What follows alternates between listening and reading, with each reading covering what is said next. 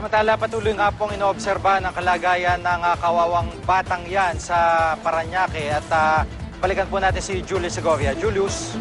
Sige, dito sa Parañaque Police Headquarters, idiniretso ang lalaking nanaga at manaksak sa kanyang 2 taong gulang na babaeng anak sa may barangay Don Bosco kahapon.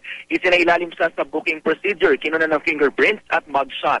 Gate ng suspect, di niya raw alam ang kanyang ginawa. Sa inisal na investigasyon ng pulisya, lumalabas na balisa ang suspect dahil 3 araw na raw itong hindi natutulog, base na rin sa kwento ng live-in partner. Selos ang sinasabing pinag-ugatan ng pag-aamok ng lalaki.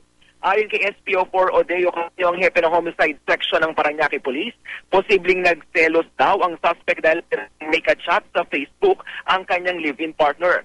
Pero di pa rin daw isinasantabi ang iba pang anggulo sa krimen. Ang nanay naman ng 2 taong gulang na batang babae, wala raw pananagutan sa kaso kahit pa alam daw niyang may iba nang ikinikilos ang suspect.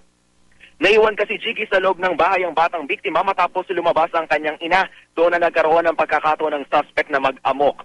Payo ng pulisya, sa mga mag-asawang may problema sa pagsasama, sumangguni sa counselor nang hindi mauwi sa trahedya ang away nila.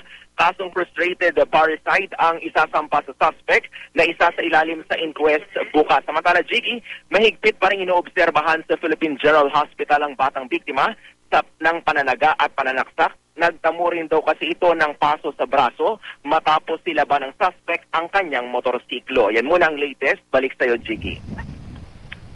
Maraming salamat, Julius Segovia.